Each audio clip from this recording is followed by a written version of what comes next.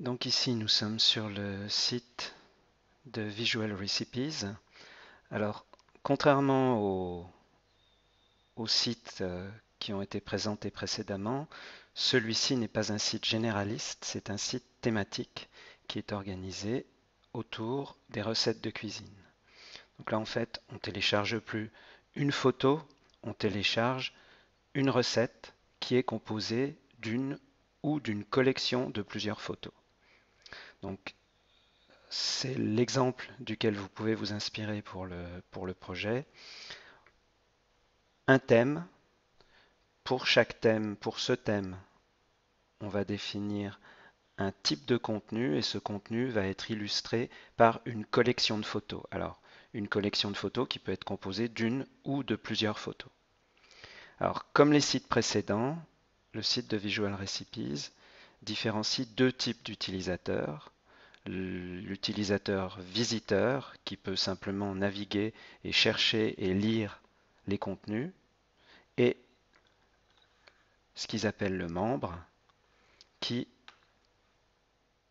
lui, doit créer un compte, créer un profil pour pouvoir contribuer en téléchargeant, en déposant des recettes sous forme d'un ensemble de, photos. Donc, vous avez ici le descriptif. Ce qu'on demande à chacun, c'est de prendre chaque fois qu'ils cuisinent un plat, ils doivent prendre une photo des ingrédients, une photo de chaque étape et une photo du plat complet. Chaque utilisateur est présenté sur la plateforme.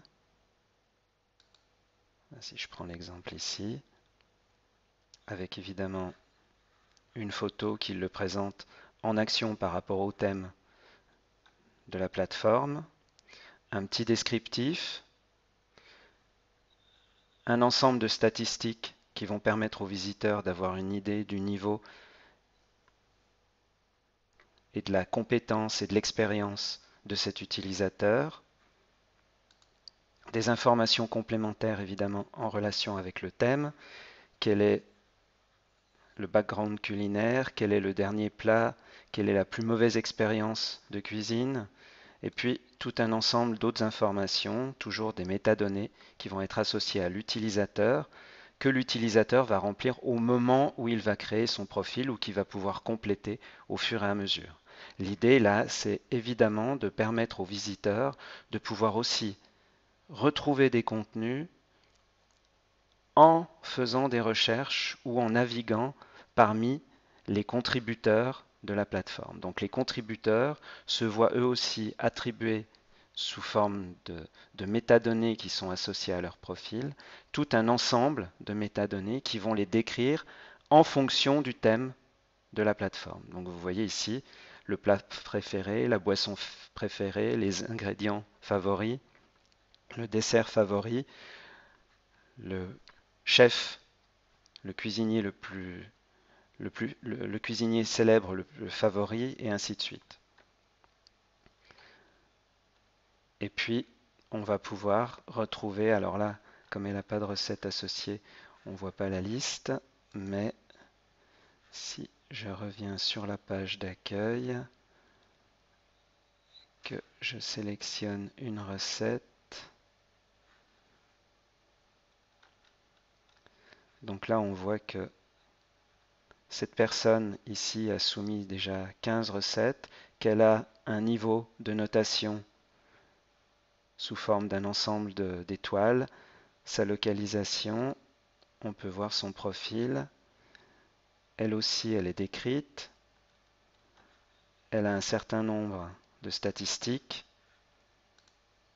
toujours les mêmes informations qui ne sont pas forcément complétées, donc à chaque fois les métadonnées, il faut définir lesquelles sont obligatoires, et il en faut pour être sûr au moins que les personnes remplissent un minimum d'informations, que ce soit pour leur profil ou pour les contenus qu'ils déposent, mais un certain nombre peuvent être simplement facultatives, et vous voyez ici aussi que tout n'est pas rempli.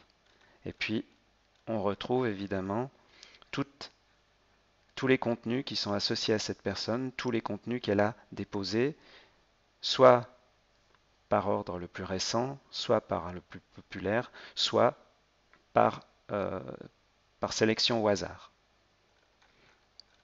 Donc voilà pour les utilisateurs, deux types d'utilisateurs, les visiteurs qui n'ont pas besoin de s'identifier, qui peuvent uniquement rechercher et naviguer à l'intérieur du site, et les membres qui doivent s'identifier, créer un profil, compléter un ensemble de métadonnées en relation avec la thématique du site, avec certains qui sont obligatoires, d'autres qui sont facultatifs.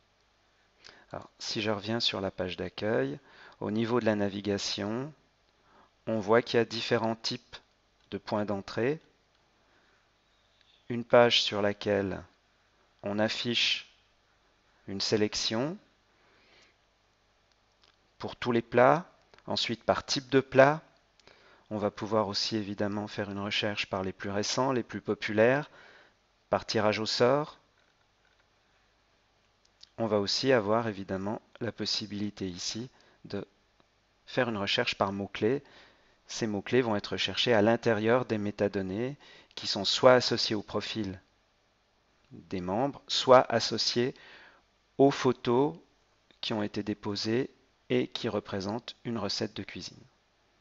Et puis là aussi, on a, sous forme de cette bannière, un mécanisme de bannière tournante. On a un mécanisme qui propose une sélection de, de, de recettes. Donc on a souvent ces deux façons de proposer la navigation, soit laisser l'utilisateur chercher, soit par mots-clés, soit en sélectionnant lui-même à partir d'un certain nombre de catégories, ou alors de lui faire des propositions et des suggestions selon différentes approches possibles, euh, comme vous l'avez ici présenté. Alors, si je sélectionne une recette, on voit qu'effectivement, toutes ces recettes sont catégorisées. On voit qu'elles ont un titre. On voit qu'elles ont un ensemble de métadonnées, des descriptions, une description, un certain nombre d'informations, le temps de préparation, le temps de cuisson, le nombre de personnes, sous quelle sélection, sous quelle catégorie cette recette apparaît. C'est un appetizer sous forme de légumes, c'est de la cuisine coréenne et ça correspond plutôt à l'été. On va avoir un ensemble ici d'ingrédients et puis on va avoir présenté l'ensemble des photos qui vont correspondre et qui vont représenter. Donc là, on a une collection de photos qui sont présentées à différents niveaux, format vignette, format preview, et puis on peut évidemment naviguer au travers de ces différentes photos sous forme d'un diaporama. Donc là, on ne télécharge pas une photo, on ne crée pas une photo, on crée une recette. À cette recette, on lui associe une collection de photos et un ensemble de métadonnées qui permettent de décrire la recette. Donc on retrouve ici les différentes informations et puis on a toujours la possibilité de noter la recette et puis aussi de la diffuser, de la faire connaître pour le visiteur, soit de la transmettre sur ses réseaux sociaux, soit de l'envoyer par email à quelqu'un, soit de s'abonner aussi euh, aux recettes pour être averti des informations. Donc voilà.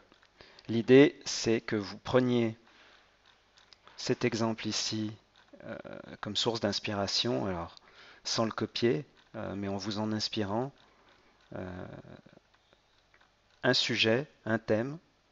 Pour ce thème, un type de contenu. Ce type de contenu, il va être représenté par une collection de photos et un ensemble de métadonnées qui vont le décrire. D'autre part, là, on a deux types d'utilisateurs, visiteurs, qui n'est pas identifié, membre qui lui est identifié, crée un profil. Ce profil se compose d'un ensemble de métadonnées et ces métadonnées sont évidemment en relation avec le thème de la plateforme.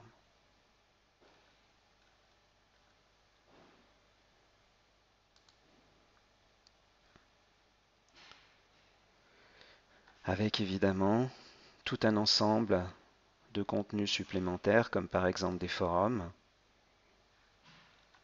qui permettent de créer un sentiment de communauté, par exemple un forum dédié aux nouveaux membres qui puissent poser des questions pour savoir comment fonctionne la plateforme ou des questions plus thématiques par rapport au thème, au sujet de la plateforme.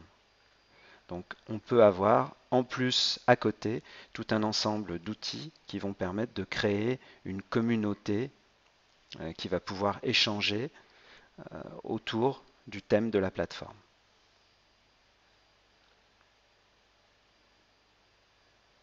Et donc toujours, alors les types d'informations, les types de métadonnées qui vont être associés aux recettes sont toujours soit des catégories qui vont permettre de classifier et puis ensuite de permettre de faire naviguer l'utilisateur en fonction de ces catégories, soit des choses plus descriptives.